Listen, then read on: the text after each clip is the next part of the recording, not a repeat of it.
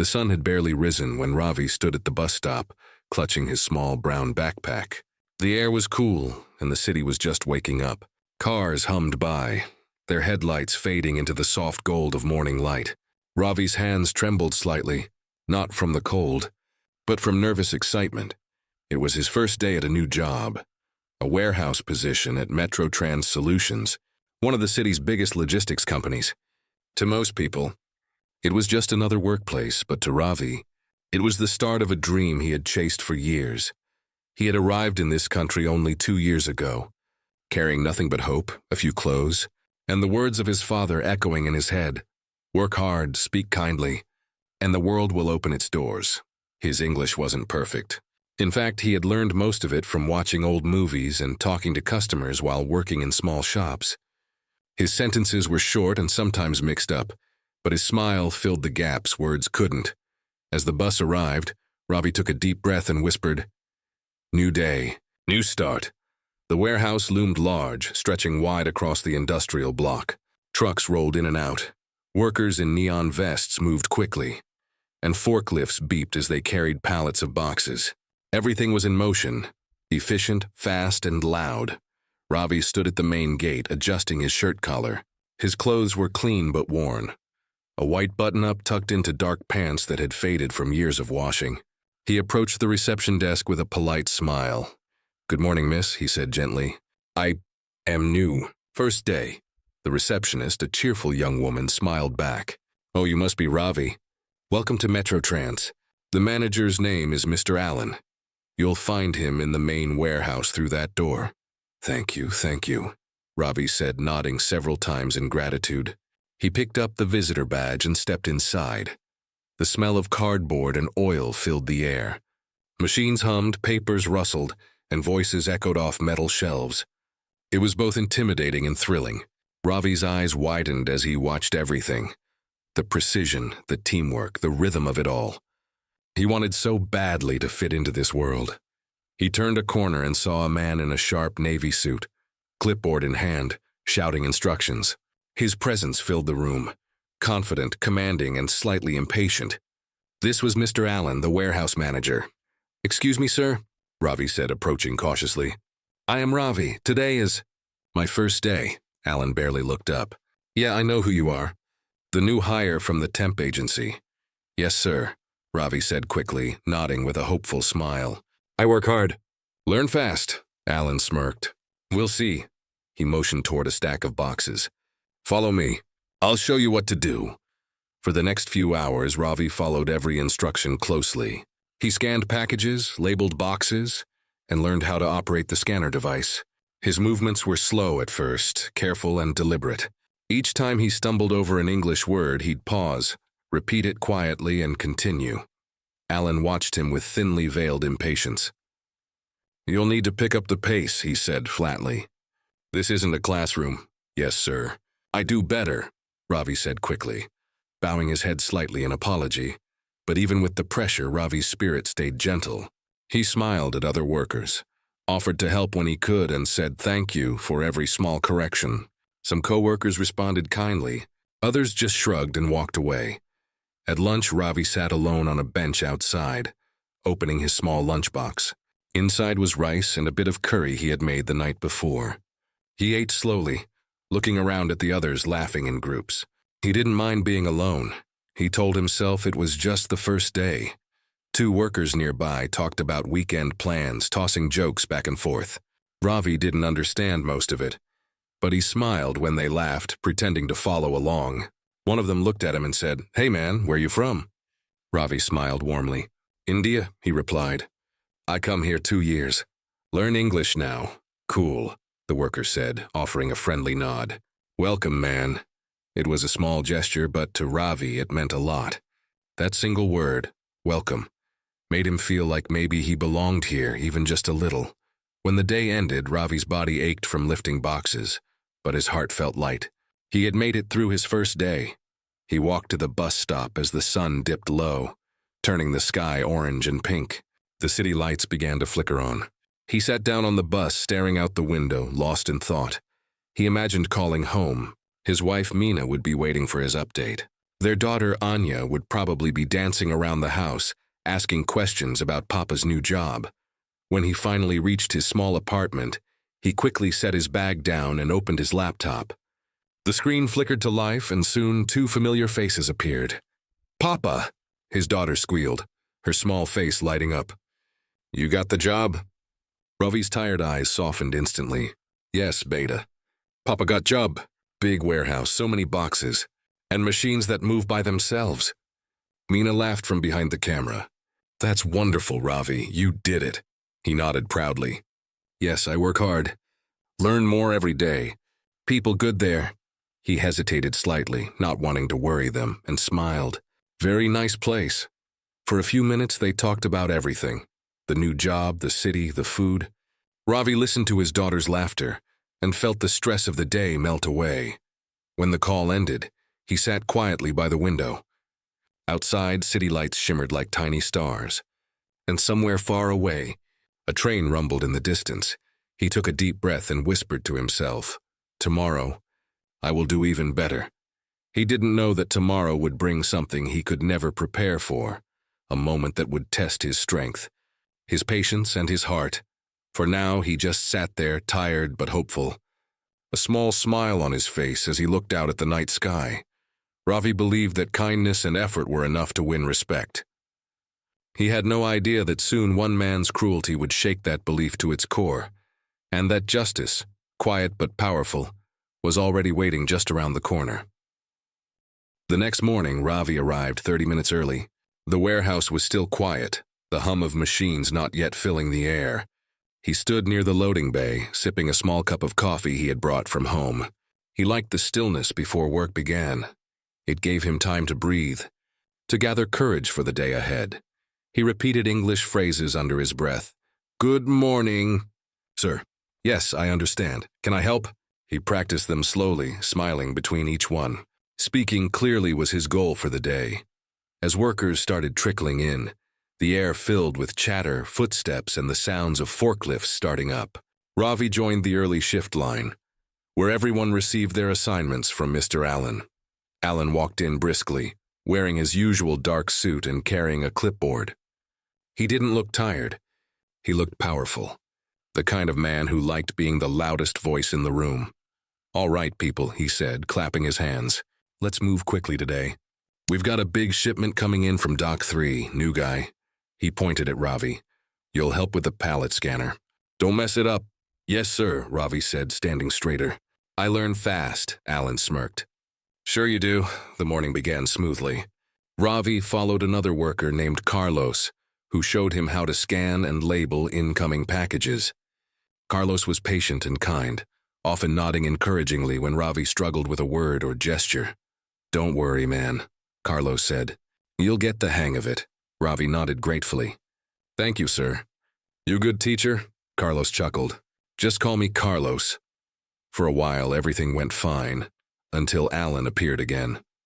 "Ravi, I need you to read out the item codes as you scan them," Allen said loudly from across the room. "We need to make sure you're doing it right." "Yes, sir," Ravi replied, his voice small. He began reading each code carefully. A 1247. His accent turned numbers into soft, rounded sounds. E836. Allen crossed his arms, watching with an amused expression. "What was that? Speak up. Nobody can understand you." Ravi tried again, louder. A127, no 47. The manager snorted, shaking his head. "Wow, I didn't know we hired a translator." A few workers nearby chuckled nervously. Carlos shot them a warning look but said nothing. Ravi froze. His face flushed. His hands trembled slightly as he lowered the scanner. "Sorry, sir, I try again." Allen grinned cruelly. "Yeah, maybe practice at home next time. We can't afford language lessons here." The laughter grew louder this time. Ravi forced a small smile, pretending not to mind. Inside, something tightened in his chest. He had felt this before. That sting of embarrassment. The ache of trying to belong when your words betray you. He whispered quietly, "I understand. I do better." Allen turned away, satisfied, leaving Ravi standing there in silence. The rest of the morning dragged on. Ravi kept his head down, doing his work carefully, avoiding mistakes. But the laughter lingered in the air, invisible but heavy. Each whisper, each smirk seemed to follow him as he moved from one aisle to another. During lunch, he sat outside again with his small tiffin box. The curry smelled faintly of cumin and chili, comforting, familiar. He tried to focus on the food, but his mind kept replaying the manager's voice.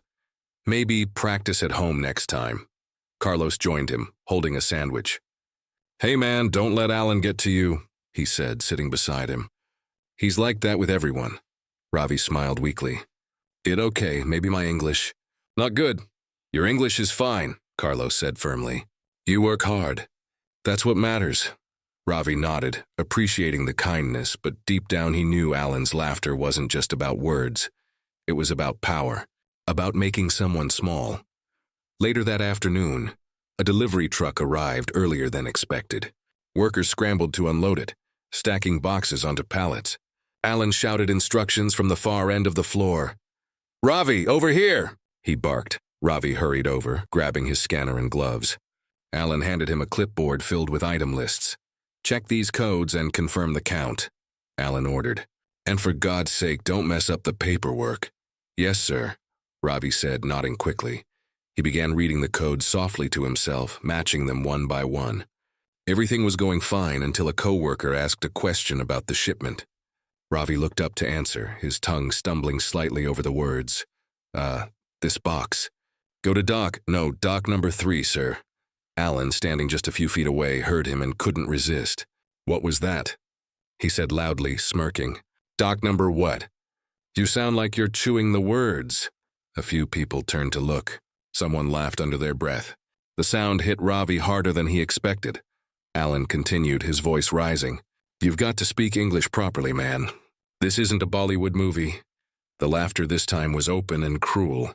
Even those who didn't want to laugh stayed silent, unsure how to react. Ravi's heart sank. His cheeks burned with shame. He wanted to disappear, to sink into the concrete floor and never be seen again. Still, he managed to whisper, "Sorry, sir. Speak better next time." Alan shook his head dramatically. "Yeah, well, good luck with that." He turned away, still chuckling. Ravi stood frozen, his hands gripping the scanner tightly. He blinked fast, trying to keep his tears from falling. That evening, when the shift ended, Ravi left quietly. He didn't wait for the bus this time. He walked. The streets blurred past him, his steps heavy, his mind spinning. He knew he wasn't perfect. He knew his accent was thick. But was it really something to laugh at? When he got home, he didn't open his laptop for the video call. He didn't want his daughter to see the sadness in his eyes. Instead, he sat by the window again, watching the lights of the city flicker like tiny stars. He thought of how hard he had worked to get here. Every late-night study session, every rejection, every hope that one day people would see his effort before his flaws. He whispered quietly, "Tomorrow I try again. I not give up." But deep inside, a small part of him began to wonder if kindness and hard work were enough in a world where some people only saw difference as weakness. And somewhere inside that same warehouse, unseen by Ravi, someone had overheard the cruel laughter. Someone who would soon make sure justice found its way, quietly but powerfully. The next few days passed slowly. The rhythm of the warehouse went on as usual. Boxes rolling across conveyors, scanners beeping, forklifts humming. To everyone else, it was just another week of work. But for Ravi, every sound carried a weight. Every echo of laughter felt uncertain, as if it might be at his expense. He kept his head down, doing everything exactly as instructed. He arrived early, stayed late, and tried his best to avoid Mr. Allen's sharp tongue. Whenever Allen walked by, Ravi's shoulders stiffened and his words came out smaller, quieter, like he was afraid they might betray him again. Carlos noticed it. "Hey man," he said one afternoon while stacking boxes beside Ravi. "Don't take it too hard. That's just Allen being Allen." Ravi smiled faintly. "Yes, I understand, work only." "No problem, but it was a problem. One Ravi couldn't voice. The laughter, the mocking tone, the way Allen's smirk lingered even after the joke stopped. It wasn't about the words anymore. It was about respect. The first whisper started in the break room, a small space with metal tables, a humming refrigerator, and a microwave that smelled faintly of burnt popcorn. It was just after lunch rush, when a group of workers sat talking. The topic drifted as it always did, from sports to gossip to complaints about management. And then someone mentioned Alan's joke. "Did you guys hear him the other day?" One of them said, snickering. "Telling the new guy to practice English at home?" And that was brutal. Carlos, sitting nearby, looked up sharply. "Not funny," he said. "That guy's name is Ravi, and he's just trying his best."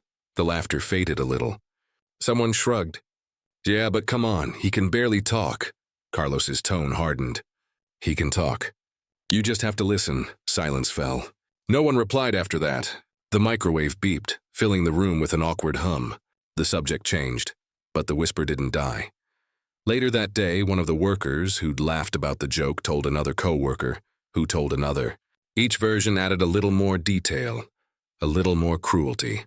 Some people laughed. Others frowned.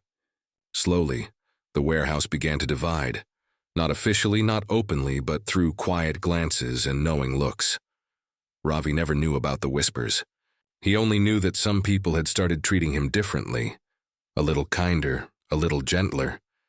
One woman from the packaging line began offering him coffee during breaks. Another worker nodded at him each morning saying, "You're doing great, man." Ravi always smiled, grateful but confused. He didn't know they were small acts of apology, silent ways of saying, "We saw what happened, and we didn't like it." Despite everything, Ravi's spirit didn't break. In fact, he grew more determined. Each night he practiced his English, repeating phrases into his phone's recorder. "Hello. My name is Ravi. I am learning English every day. I can do this." Sometimes he laughed at his mistakes. Sometimes he sighed in frustration. But he always kept going. He had faced harder things in life: poverty, distance, loneliness. A few cruel words weren't going to stop him now. One rainy afternoon, the air smelled of damp cardboard and machine oil. Ravi was assigned to label outgoing packages with their destination tags. It was simple work, but important. He worked carefully, double-checking every label.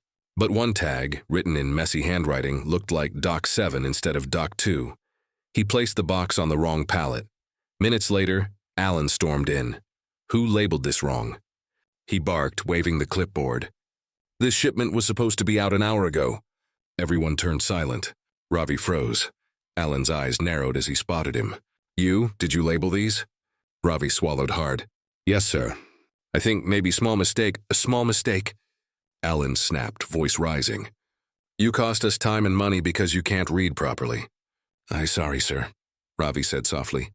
"It was not—" "Don't talk," Alan cut him off. "Every time you open your mouth, it's nonsense. Maybe you should go back and learn English before working here." The words hit the air like a slap. The warehouse fell silent again. Even the forklift seemed to pause. Carlos stood nearby, fists clenching. "Hey, that's not fair, Alan," he said firmly. "It's just one box. Anyone could have made that mistake." Alan glared at him. "Are you running this place, Carlos?" "Because last time I checked, I'm the manager." Carlos didn't reply, but his jaw tightened. He looked at Ravi, who was standing small and still, eyes glistening. That night, the whispers spread faster. People talked, in hallways, during smoke breaks, in hushed tones near the loading docks. "Did you see how Alan talked to Ravi today?" "Yeah, man. That was harsh. He always picks on him. It's not right." Someone even mentioned it near HR's office, where Ms. Thompson, one of the senior HR specialists, overheard fragments of the story. "Broken English," she heard someone say. "Told him to go back," her brow furrowed. She didn't react immediately, but she made a note on her clipboard. By the end of the week, the air in the warehouse felt heavier. Alan's voice still echoed across the floor, but it carried less authority now. More defensiveness, more strain. He didn't know it yet, but people had started to watch him. That weekend, Ravi sat in his small kitchen, sipping tea and staring out at the rain. The city outside looked soft and gray, the drops tracing slow paths down the window pane. He thought about his family again. His wife, his daughter, the little house they dreamed of buying someday. He thought about his father's advice. Work hard, speak kindly. He had done both. And yet somehow kindness had met cruelty. But instead of bitterness, something else stirred in him. Quiet strength. "I'm not angry," he whispered. "I just want respect."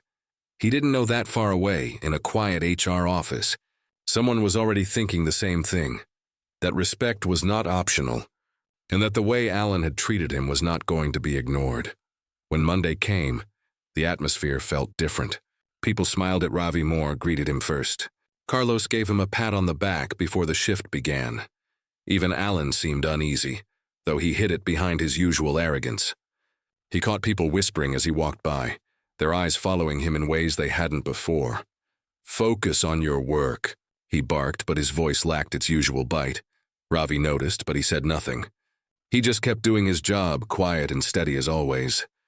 Somewhere deep inside, he felt a strange calm. Something was changing, not in him, but around him. The whispers that once carried laughter had turned into murmurs of truth, and those murmurs were now reaching ears that mattered. The next week began like any other. Forklifts beeped, boxes thudded onto pallets, and the buzz of work filled the warehouse. But under the surface, something had changed. The whispers about Alan's cruelty hadn't faded. They had grown. People had started noticing. The tone in his voice, the way Ravi flinched when he approached, the awkward silence that followed his jokes. Still, Ravi came in every day with the same quiet determination. He greeted everyone with a polite nod, worked through his tasks carefully, and smiled when others spoke to him. On the outside, he seemed calm. But inside, a storm was brewing, one that even he didn't know was coming. That morning, the rain poured hard outside, beating against the warehouse windows like an impatient drum. It was the kind of day when tempers ran short and patience ran thin. Ravi stood at Dock 3, checking labels on outgoing boxes. His gloves were damp, his breath visible in the cool air. He hummed softly to himself, a small habit that helped him focus. From the corner of the floor, Alan watched him. His expression was unreadable, part irritation, part calculation. Over the past few days, he had noticed the way people whispered when he entered a room. The looks, the subtle distance, it all bothered him more than he cared to admit. And in his mind, there was only one person to blame for it, Ravi. Ravi. Alan's voice cut through the air. Ravi straightened immediately. "Yes, sir." "Come here," Alan barked. He pointed to a stack of paperwork on the nearby table. "I need these shipments verified by lunch. You understand?" "Yes, sir," Ravi said, stepping closer. He glanced down at the sheets. Dozens of item codes, destination numbers, and delivery times. His eyes moved slowly, carefully. Alan smirked. "Good. Oh, and one more thing. You'll be reading the codes out loud as you check them. I want to make sure you actually understand what you're doing this time." Ravi hesitated for half a second, then nodded. "Yes, sir." It was a cruel setup, and Alan knew it. The paperwork was complicated, the codes long and confusing, and with Ravi's accent, the task was a minefield waiting to explode. A few workers nearby exchanged glances. They knew what this was. Carlos frowned deeply but said nothing. Not yet. Ravi began reading the first few codes. 1072. Destination Dock 3. "Louder!" Alan snapped, crossing his arms. Ravi cleared his throat and tried again, his voice trembling slightly. "P1072, Destination Dock 3. Alan rolled his eyes. "What was that?" "You mean Dock 3, not Dock Tree. For God's sake, man, speak clearly." A few workers nearby turned to look. Some froze, uncomfortable. Others looked away, pretending to be busy. Ravi lowered his gaze. "Sorry, sir, Dock 3, Alan smirked. "That's better. Next." Ravi continued, his voice cracking with every correction. "B8319, destination." Alan interrupted again. "Slower. Do you even know what you're saying?" "Yes, sir, Stop." Alan threw up his hands dramatically. "You're wasting everyone's time. This isn't a language class. We're running a business here." The room fell silent. Workers stopped what they were doing, heads turning toward the commotion. The sound of machines faded, replaced by the pounding of rain outside. Carlos took a step forward. "Alan, come on, that's enough." Alan shot him a glare. "You stay out of it." Then he turned back to Ravi, his voice dripping with mockery. "You see this, everyone? This is why we need proper communication in the workplace. How can anyone take directions when they can't even understand simple English?" A few nervous laughs scattered through the room, but most people stayed silent. The tension was unbearable. Ravi stood frozen, staring at the papers in his hands. His face burned, his lips trembled, but he said nothing. He wanted to defend himself, to tell Alan that he was trying, that English wasn't his first language, that he worked harder than anyone here. But the words wouldn't come, not because he didn't have them, but because he was afraid that whatever he said would only make things worse. Alan smirked again, sensing victory. Tell you what, Ravi, why don't you just stick to stacking boxes, huh? Maybe that's more your level. Laughter erupted this time. Uneasy, forced, but loud enough to make Ravi's heart crack. Carlos slammed his clipboard onto the table. That's not funny, Alan. You're crossing a line. Alan turned sharply. I said stay out of it. You want to join him? Go ahead. Carlos opened his mouth to reply, but Ravi quickly shook his head. No, please, he whispered. You're okay. He stepped back slowly, clutching the paperwork to his chest, his eyes glassy. Do better next time, Alan scoffed. Sure you will.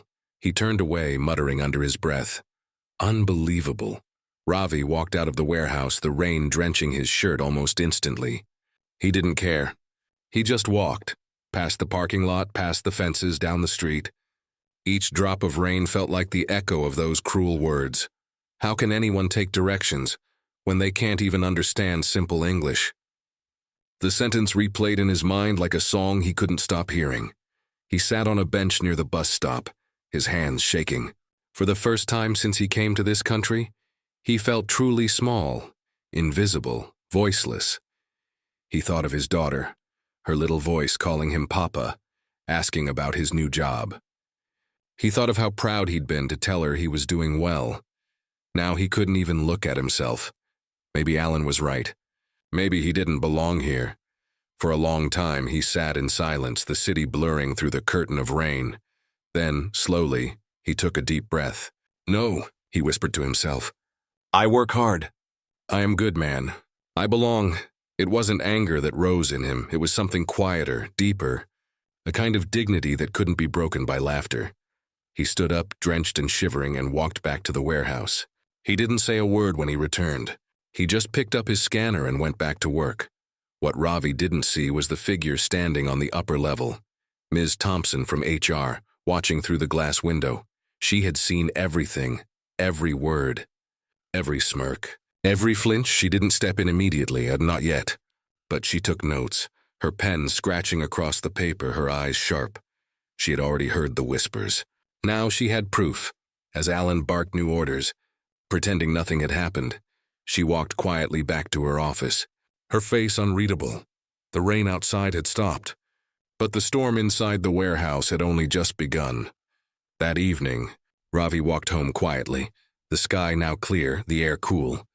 The world around him looked calm, deceptively calm. In his apartment, he sat by the window once again, a cup of tea in his hands. The city lights shimmered on the wet streets below. He took a deep breath, closing his eyes. Despite everything, he smiled faintly. Tomorrow, he whispered, I will still be kind. He didn't know that tomorrow would be different, that the kindness he kept giving would finally come back to him in the most unexpected way. Because far away, in a quiet HR office, a file with his name had just been opened, and it was about to change everything. The next morning began in silence. The air inside Metrotrans Solutions felt unusually heavy, not loud and busy like usual, but quiet, tense, like everyone was waiting for something to happen. The storm from the previous day had left puddles outside, glistening like mirrors under the morning sun. Ravi arrived early, as always. His clothes were neatly pressed, his bag slung across his shoulder. His eyes, though tired, carried a strange calmness, the calm of someone who had already been through the worst and decided not to give up. He greeted the security guard softly. Good morning, sir. The guard nodded kindly. Morning, Ravi. You okay? Ravi smiled faintly. Yes, I am okay. But everyone who saw him that day could tell something had changed. He moved slower. His smile, though present, didn't reach his eyes. He worked with quiet precision, almost mechanical. And somewhere above him, behind the glass panels of the HR office, Ms. Thompson was watching. Ms. Thompson was not the kind of HR manager who ignored things. She had been with the company for years. long enough to know when something wasn't right. And what she had seen the day before was more than just not right. It was cruel. That morning, she sat in her office sipping her coffee. Her notes from yesterday spread out before her. Manager Alan, aggressive tone. Employee Ravi, visibly distressed. Public humiliation, witnessed by multiple staff. She tapped her pen against the page, thinking. HR cases were never simple. You couldn't just fire someone without proper evidence. But in this case, she already had witnesses. She just needed them to speak. She stood up, closed her folder, and walked toward the warehouse. Carlos was the first person she spoke to. He was standing by the loading dock, sorting out barcodes when she approached. "Morning, Carlos," she greeted. He looked up, surprised. "Oh, morning, Miss Thompson, everything okay?" "I was hoping to ask you about something," she said, her tone calm but serious. "Yesterday, during the incident between Mr. Allen and Ravi, you were there, weren't you?" Carlos hesitated. "Yeah, I was. And you saw how it unfolded?" He nodded slowly. "Yeah, it was bad. Allen just—" He stopped himself, choosing his words carefully. "He humiliated the guy. For no reason." Miss Thompson's pen moved quickly. "Was this the first time something like that happened?" Carlos sighed. "No, ma'am. It's been happening for weeks. He keeps picking on Ravi, calls him out in front of everyone, makes jokes about his English. Most people stay quiet because, well, Alan's the boss." Her expression didn't change, but her eyes sharpened. "Thank you, Carlos. That's very helpful." As she left, Carlos called after her. "Hey, don't let him get away with it, okay?" She turned back, giving a small, reassuring smile. "I won't." Over the next few hours, Ms. Thompson quietly approached several employees, some in the break room, some near the shipping bay, others while they were clocking out for lunch. Each conversation painted the same picture. Alan yelling, mocking, belittling. Ravi enduring it silently. Some admitted they had laughed once or twice, out of discomfort, not amusement. Others confessed they had wanted to speak up but feared losing their jobs. A few even mentioned how the warehouse atmosphere had changed since Ravi arrived, not because of him, but because Alan's cruelty had become harder to ignore. By noon, Ms. Thompson's notebook was full. The final straw came when one worker, a middle-aged woman named Martha, told her something that made her pause. "Yesterday," Martha said softly, "I saw Ravi sitting outside after it happened. He was soaked from the rain, just sitting there. He looked broken. No one deserves that." Ms. Thompson closed her notebook slowly. "No," she agreed, "they don't." That afternoon, Ms. Thompson asked Ravi to come to her office. When he walked in, he looked nervous, like a student called in by the head teacher. "Ravi," she greeted gently, motioning to a chair. "Please sit." He hesitated, clutching his hands together. "Ma'am, I did something wrong?" "No," she said softly. "You did nothing wrong." His eyes flickered with confusion. She leaned forward slightly. "I wanted to talk to you about what happened yesterday with Mr. Allen." Immediately, his posture stiffened. His voice went small. "It okay, ma'am?" "No problem. I work slow sometimes." "I English not Ravi," she interrupted kindly. "Stop, you don't have to explain." He looked up, uncertain. "I was there," she said. "I saw what happened." For a moment, he just stared at her. His lips parted slightly, but no words came out. Then slowly, his eyes dropped again. "I am sorry," he murmured. "I make trouble." "You haven't made any trouble," she assured him. "Someone else has. And I need you to know that what happened was not okay." He nodded weakly. "It okay, he boss. Maybe he angry." "No," she said firmly. "Being a boss doesn't give anyone the right to humiliate another person. Especially not because of their accent." Her voice softened again. "You're doing your best, Ravi. You're learning, working hard, showing up every day, that's what matters." For the first time, Ravi's eyes met hers, filled with both disbelief and gratitude. "Thank you, ma'am," he said quietly. I try. "I know you do," she said, smiling gently. "And I want you to keep doing that. But leave the rest to me, all right?" He nodded slowly. "Yes, ma'am." By the end of the day, Ms. Thompson had everything she needed: witness statements, direct observations, and clear violations of company policy. Now came the hardest part, confronting Alan. She called him into her office after hours. The warehouse had emptied out, the hum of machines replaced by silence. Alan walked in confidently, adjusting his suit jacket. "You wanted to see me?" he asked casually. "Yes, have a seat," she said, gesturing toward the chair opposite her desk. He sat down, crossing one leg over the other. "If this is about yesterday, I already sorted it out with the new guy." "No big deal." Ms. Thompson folded her hands. "Actually, it is a big deal." He frowned slightly. "Come on, Ms. Thompson, you know how it is. I was just trying to keep things efficient." The guy can barely speak English. Her voice remained calm, but her tone sharpened. "You mean Ravi, the employee you publicly mocked in front of half the staff?" Alan leaned back, scoffing. "Mocked? That's a stretch. I was just giving feedback."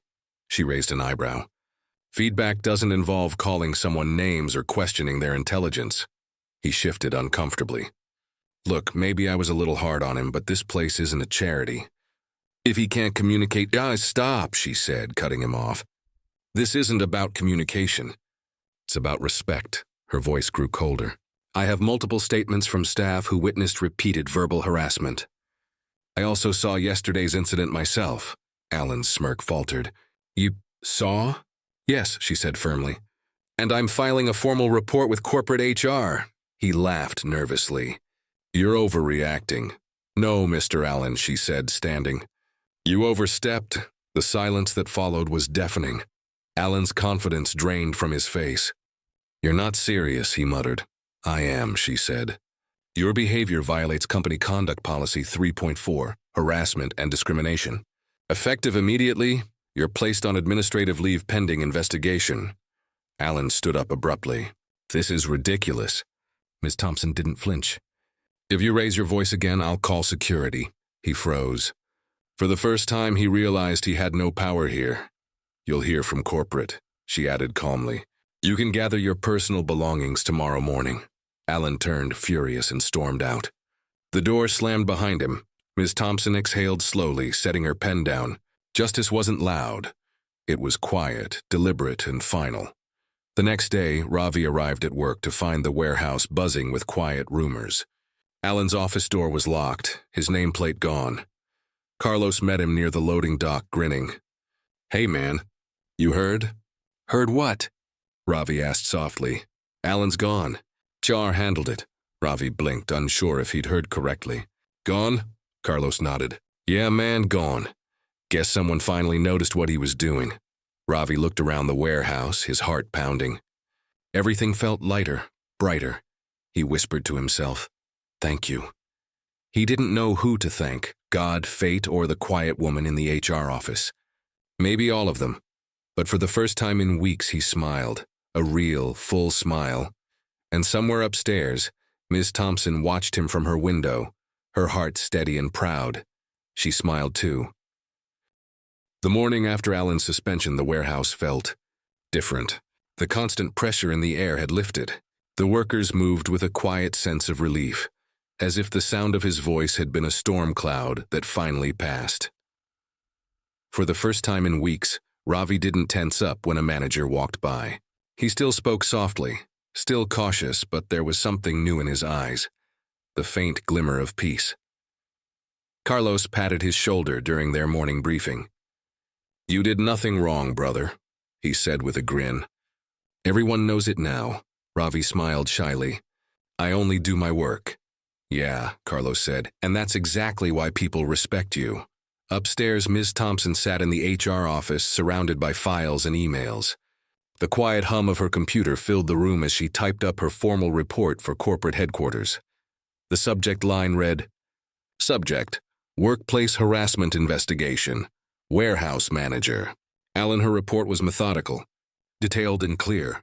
Incident observed firsthand on 5 November 2025.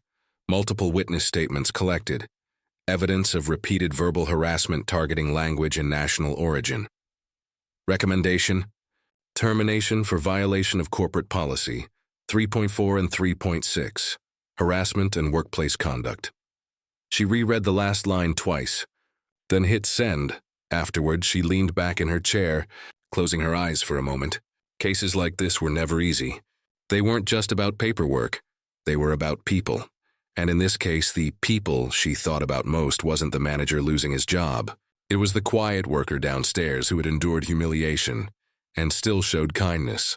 Corporate HR responded quickly. By midweek, they had sent an investigator, Mr. Paul Reynolds, a senior HR consultant known for his calm demeanor and razor-sharp judgment.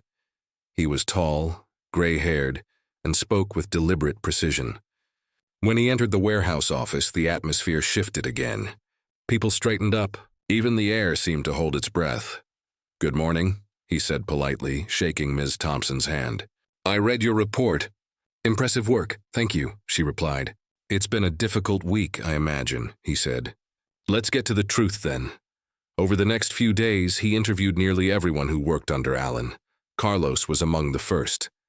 "So," Reynolds began, "tell me about the general work environment under Mr. Allen." Carlos exhaled slowly. Tense.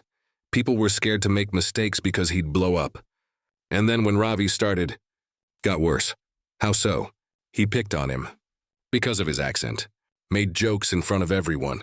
It wasn't funny, it was cruel. Reynolds nodded, jotting notes. "And did you witness the last incident?" "Yeah," Carlos said firmly. "He humiliated Ravi in front of the whole dock. For reading a number wrong. Reynolds' pen didn't stop moving. And did anyone intervene?"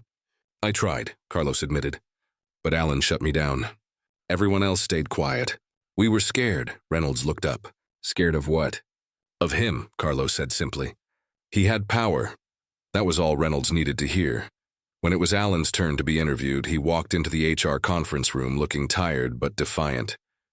His suit was slightly wrinkled, his eyes shadowed with sleeplessness. Reynolds sat across from him, calm and composed. "Mr. Allen, thank you for coming in." Allen folded his arms. "I don't see why I need to. This whole thing's ridiculous. Let's start from the beginning," Reynolds said evenly. "Multiple employees allege you made repeated remarks about an employee's language and accent." "Would you like to comment?" Allen scoffed. "Oh, come on. Everyone's too sensitive these days. I was just trying to make sure the job got done right. So you admit to making comments about his language?" "I said he should work on it." "That's not harassment. It's feedback." Reynolds raised an eyebrow. "Feedback doesn't usually involve laughter from other staff or public humiliation, does it?" Allen leaned back, glaring. "Look, I'm a manager. My job is to keep standards high. If someone can't even speak properly, that's not my fault." There it was. The sentence that sealed his fate. Reynolds closed his notebook calmly. "I see, thank you for clarifying your position." Allen frowned. "That's it?" "Yes," Reynolds said, standing. "That's all I needed." Later that evening, Ms. Thompson found Ravi cleaning up near Dock 2. She approached quietly. "Ravi," she said gently. "Corporate HR is finishing their review. I just wanted to check in with you." He looked up quickly. "Oh, hello, ma'am. I do good work today." "No mistake," she smiled. "You always do good work." "That's not what I'm checking on." He hesitated, unsure. "I'm checking on you," she clarified. "How you're feeling?" Ravi looked down at the floor, his hand still holding a clipboard. "I am okay. A little better." "People nice now," she nodded softly. "They were always nice, Ravi. They just needed to be reminded what courage looks like." He blinked, confused. "Courage?" She smiled. "Yes, it takes courage to come back after being humiliated. To keep showing up. That's not weakness, that's strength." Ravi didn't know what to say. His throat tightened and he nodded silently. "Whatever happens next," she said, "just remember, you didn't deserve any of what happened. You did everything right." "Thank you, ma'am," he said, voice trembling. "You are very kind," she smiled softly. "Kindness is the least anyone deserves." 2 days later, the final meeting took place. Corporate HR joined via video call. Ms. Thompson, Reynolds, and Allen sat around the table. Reynolds spoke first. "After reviewing all statements and evidence, the company has decided to terminate your employment effective immediately." Allen's mouth opened, but no words came out. "This decision is based on multiple confirmed violations of workplace conduct policy, including verbal harassment and discriminatory behavior," Reynolds continued. "Your managerial access has been revoked, and you'll receive your final paycheck by mail." Allen's face turned pale. "You can't just—" Reynolds didn't raise his voice. "We can, and we are.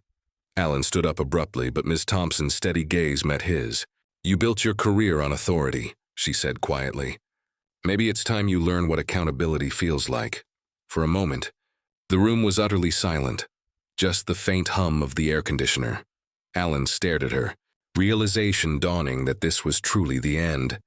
He exhaled sharply, muttered something under his breath, and stormed out. The door clicked shut behind him. Word spread quickly. By the afternoon, everyone in the warehouse knew Alan had been terminated. But unlike other times gossip spread through the building, this time there was no laughter, just quiet nods, and a sense that something right had finally happened. Carlos found Ravi near the loading bay. "He's gone, man," he said with a grin. "Officially. HR made it stick." Ravi's eyes widened. "Really gone?" "Yep," Carlos said. "Guess karma works faster than we thought." Ravi didn't celebrate. He just smiled softly, eyes glistening. "Thank you," he whispered. "Thank you very much," Carlos shrugged. "Don't thank me, man. Thank yourself. You didn't let him break you." Later that week, Ms. Thompson invited Ravi into her office again. This time she had a small envelope on her desk. "Ravi," she said warmly, "I wanted to let you know that corporate approved your promotion request. You'll now be a full-time staff member. No more temp contracts." Ravi blinked in surprise. "Promotion for me?" "Yes," she said, smiling. "You've earned it. You're one of the most reliable employees here." For a moment, he couldn't speak. His hands trembled as he took the letter. "Thank you, ma'am," he finally said, his voice breaking slightly. I don't know what to say." "Say nothing," she said gently. "Just keep being who you are." He nodded, tears threatening to fall. "I will, ma'am, always." As he left her office, the warehouse lights glowed warmly across the floor. Workers greeted him with genuine smiles. Someone even clapped him on the back, saying, "Congrats, man." Ravi smiled. Not the shy, hesitant smile of before, but one filled with quiet pride. That night, he sat by his window again, just like every evening. The city below shimmered with life. Lights blinking, cars moving, voices echoing from far away. He held the promotion letter in his hand, folded neatly, and whispered, "I did it." Then he opened his laptop. His daughter's face appeared on the screen, bright and smiling. "Papa," she shouted. "How's work?" He grinned. "Work is good, Beta. Papa got promotion." Her eyes widened. "Really?" "Yes," he laughed. "Papa worked hard. Good people helped." From behind her, his wife smiled softly. "I told you, Ravi. The good always wins in the end." He nodded, eyes shining. "Yes, always." Outside, the city lights flickered like stars, and for the first time in a long time, Ravi felt truly seen. The weeks following Alan's termination felt like spring after a long winter. The warehouse seemed brighter, lighter, almost alive again. Workers smiled more. Conversations flowed naturally, instead of being interrupted by sharp commands or mocking laughter. For the first time, people felt free, and they had Ravi to thank for that. Even though he never claimed any credit, he continued working as he always did.